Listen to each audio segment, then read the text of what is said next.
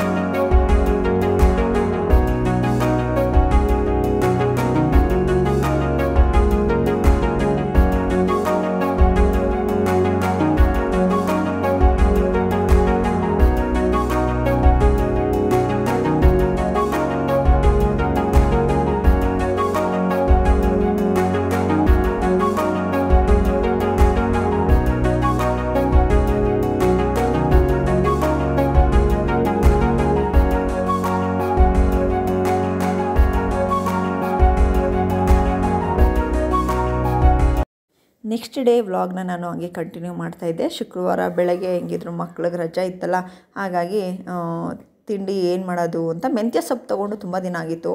ತುಂಬ ದಿನ ಅಂದರೆ ಒಂದು 2 ಡೇಸ್ ಆಗಿತ್ತು. ಸೊಪ್ಪೆಲ್ಲ ಇರಲ್ವಲ್ಲ, ಬೇಗನೆ ಇದಾಗ್ಬಿಡುತ್ತೆ, ಒಂಥರ ನೀರು ಥರ ಆಗಿಬಿಡುತ್ತೆ ಫ್ರಿಜ್ಜಲ್ಲಿ ಇಟ್ರೂ ಕೂಡ. ಅದಕ್ಕೆ ಮೆಂತ್ಯ ಸೊಪ್ಪು ಇದೆಯಲ್ಲ ಅಂತ ಮೆಂತ್ಯ ಬಾತ್ ಮಾಡೋಣ ಅಂತ ನಾನು ರೆಡಿ ಮಾಡ್ತಾಯಿದ್ದೆ. ಹಾಗೆ ಬೇಗ ಎಲ್ಲ ಮಾಡ್ತಾಯಿದ್ದೆ.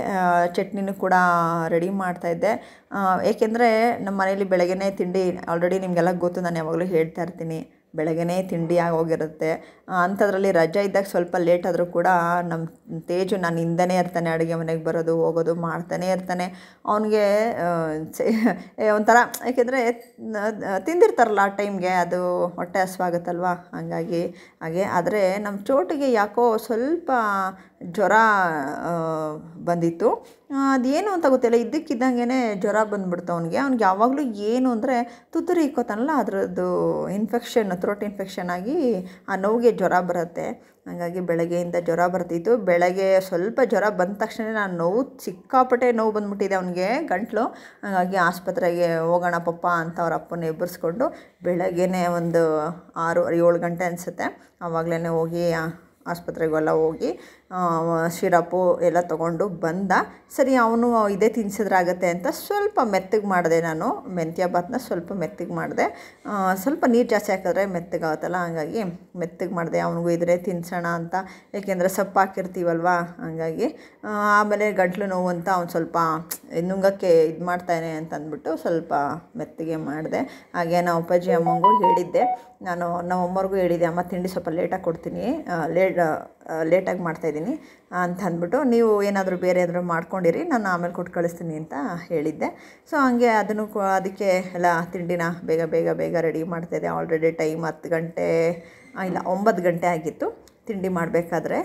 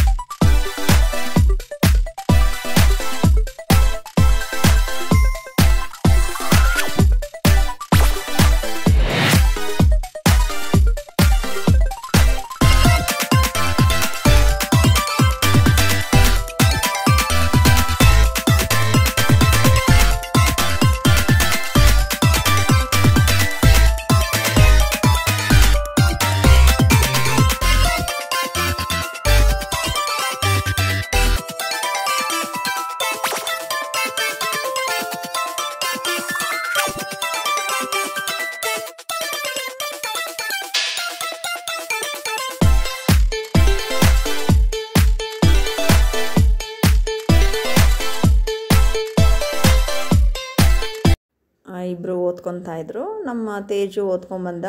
ಸೋಷಲ್ ಓದಿದ್ದೀನಮ್ಮ, ಒಂದು ಸರಿ ಕೇಳ್ಬಿಡಮ್ಮ ಅಂತ ಹೇಳ್ದೆ. ಅವನಿಗೆ ಕ್ವಶನ್ಸ್ ಕೇಳ್ತಾಯಿದ್ದೆ. ಹಾಗೆ ನಮ್ಮ ಚೋಟುಗೂ ಹೋಮ್ವರ್ಕ್ ಬರಿತಾಯಿದ್ದ. ಅವನಿಗೆ ಟ್ಯೂಷನ್ ಇತ್ತು 11 ಗಂಟೆಗೆ. ಹಾಗಾಗಿ ಅಷ್ಟರೊಳಗೆ ಹೋಮ್ವರ್ಕ್ ಬರೆಯಪ್ಪ ಅಂಥೇಳಿ ಬರೆಯಪ್ಪ ಅಂತ ಹೇಳಿ ಹೇಳ್ತಾಯಿದ್ದೆ.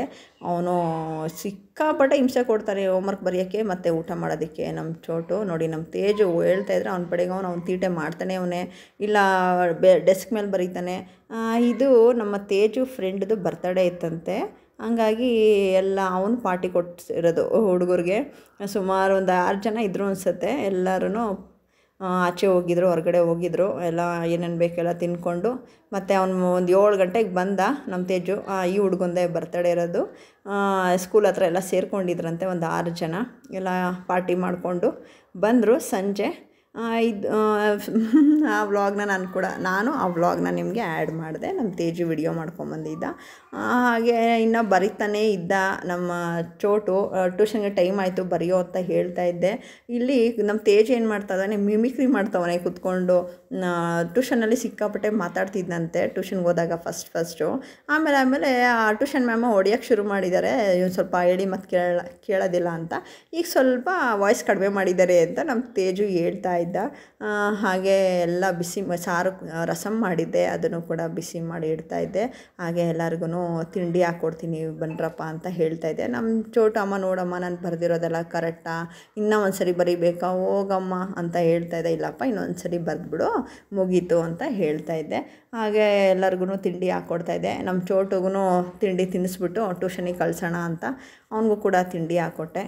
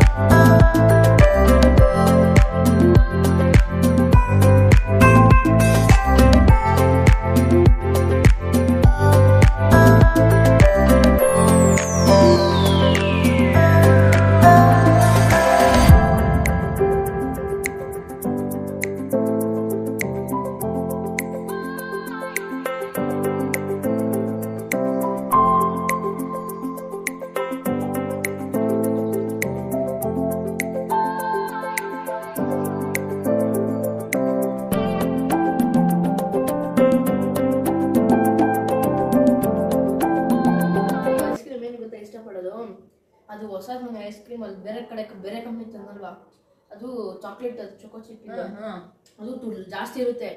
ಅದು ಚೊಕೋ ಚಿಪ್ ಇಷ್ಟ ಬಿಟ್ಟೈತೆ ಅವ್ನಿಗೆ, ನಂಗೆ ಅದೇ ಬೇಕು ಅಂತ ಅವನು. ಅದಕ್ಕೆ ಅವ್ನು ಐಸ್ ಕ್ರೀಮ್ ಜಾಸ್ತಿ ಇಷ್ಟಪಡೋದು ನಡುವೆ. ಫ್ರೆಂಡ್ಸ್ ಕೆಲಸ ಎಲ್ಲ ಆಯಿತು, 1 ಗಂಟೆಗೆ ನನ್ನ ಕೆಲಸ ಆಗಿದೆ. ಇನ್ನೂ ಸ್ನಾನ ಮಾಡಿಲ್ಲ, ಹಿಂಗಿದ್ದೀನಿ ನಾನು. ಇವ್ರದ್ದೆಲ್ಲ ಸ್ನಾನ ಆಯಿತು, ಕೆಲಸ ಆಯಿತು. ಈಗ ನೆಕ್ಸ್ಟ್ ಪ್ರೋಗ್ರಾಮ್ ಏನು ಅಂದರೆ ಸಾಯಂಕಾಲ ಪರೋಟ ಮಾಡಬೇಕು ಅಂತ ನಾನು ನಮ್ಮ ಪತಿಯವರು ಪ್ಲ್ಯಾನ್ ಮಾಡ್ಕೊಂಡಿದ್ದೀವಿ. ಈ ನನ್ನ ಮಗನಿಗೆ ಪರೋಟ ಬೇಡವಂತೆ, ದಿನ ಯಾವಾಗಲೂ ಒಂದೇ ಥರ ತಿಂದರೆ ನಮಗೂ ಬೇಜಾರಾಗಿರುತ್ತೆ. ಅಟ್ಲೀಸ್ಟ್ ರಜೆ ಇದ್ದಾಗ ಮಕ್ಕಳು ತಿಂತಾರೆ ಅಂತ ಅಂದ್ಕೊಂಡು ಮಾಡೋಣ ಅಂತ ನಾವು ಅಂದ್ಕೊಂಡ್ರೆ ಇವನಿಗೆ ಬೇಡವಂತೆ. ಸೊ ಇವನಿಗೋಸ್ಕರ ನಾವು ಪ್ಲ್ಯಾನ್ ಚೇಂಜ್ ಮಾಡೋಕ್ಕಾಗಲ್ಲ. ಒಬ್ರು ಬಂದ್ರಾ? ನಮ್ಮ ಚೋಟು ಅವರು ಟ್ಯೂಷನ್ಗೆ ಹೋಗಿದ್ರು, ಟ್ಯೂಷನ್ ಮುಗಿಸ್ಕೊಂಡು ಬಂದರು. ಬನ್ನಿ ಬನ್ನಿ ಬನ್ನಿ ಬನ್ನಿ ಕಾಲಿಸ್ಕೊಂಡು ಬನ್ನಿ. ಬನ್ನಿ ಆಯ್ತಾ ಪ್ರಯಾಣ? ನಮ್ಮ ಚೋಟಿಗೆ ಜ್ವರ ಬಂದ್ಬಿಟ್ಟಿದೆ. ಬೆಳಗ್ಗೆ ಮಲಗಿದ್ದಾಗ ಬಂದ್ಬಿಟ್ಟು ಪಪ್ಪ ನಂಗೆ ಜ್ವರ ಬಂದ್ಬಿಟ್ಟೈತೆ ಅಣ್ಣ ಜಾಗ ಬಿಡು ಅಂತವನೆ. ಜ್ವರ ಬಂದ್ಬಿಟ್ಟಿದೆ ಇವನಿಗೆ, ತುತ್ತೂರಿ ಅಂತಾರಲ್ಲ ಅದು ಗಂಟ್ಲು ನೋವಾಗಿದೆ, ಇನ್ಫೆಕ್ಷನ್ ಆಗಿದೆ. ಅದಕ್ಕೆ ಬೆಳಗ್ಗೆ ಎದ್ಬಿಟ್ಟು ಏನು ಅಮ್ಮ ನಂಗೆ ಜ್ವರ ಬಂದಿದೆ, ಪಪ್ಪ ನಂಗೆ ಜ್ವರ ಬಂದಿದೆ, ಅಣ್ಣ ನಂಗೆ ಜ್ವರ ಬಂದಿದೆ ಅಲ್ವಾ? ಈಗ ಹುಷಾರದ ನೋಡಿ ಹೆಂಗೆ ಮಾಡ್ತಾನೆ. ಹುಷಾರದ ಹೋಮ್ವರ್ಕ್ ಟ್ಯೂಷನ್ ಆಯ್ತಾ? ಸ್ನಾನ ಪೂಜೆ ಎಲ್ಲ ಮುಗೀತು. ನಾನು ಪೂಜೆನ ಮಧ್ಯಾಹ್ನ ಮಾಡಲಿಲ್ಲ, ಯಾಕೆಂದರೆ 2 ಗಂಟೆ ಆಗಿತ್ತು ನಾನು ಸ್ನಾನ ಮಾಡ್ಕೊಂಡು ಬಂದಾಗ. ಹಾಗಾಗಿ ಸಂಜೆ ಒಂದೇ ಸರಿ ಮಾಡೋಣ ಅಂದ್ಕೊಂಡು ಸಂಜೆ ಪೂಜೆ ಮಾಡಿ, ನಮ್ಮ ಚೋಟು ಮಲಗಿದ್ದಾನೆ. ಟ್ಯೂಷನಿಂದ ಬಂದ ತಕ್ಷಣ ಸ್ವಲ್ಪ ಹೊತ್ತು ಮಲಗಲಿಲ್ಲ, ಆಮೇಲೆ ಮಲಿಕೊಂಡ. ನಂದು ಪೂಜೆ ಆಯಿತು. ರಾಶಿ ಬಟ್ಟೆ ಬಿದ್ದಿದೆ, ಮರ್ಚಿಕ್ಬೇಕು.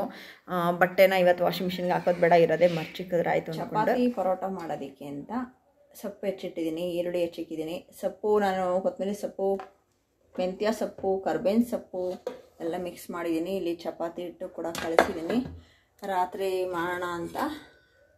ಇಲ್ಲಿ ಆಲೂಗೆಡ್ಡೆನ ಬೇಯಿಸಿ ಚೆನ್ನಾಗಿ ಸ್ಮ್ಯಾಶ್ ಮಾಡಿ ಇಟ್ಟಿದ್ದೀನಿ, ಆಮೇಲೆ ಮಿಕ್ಸ್ ಮಾಡೋಣ ಅಂತ.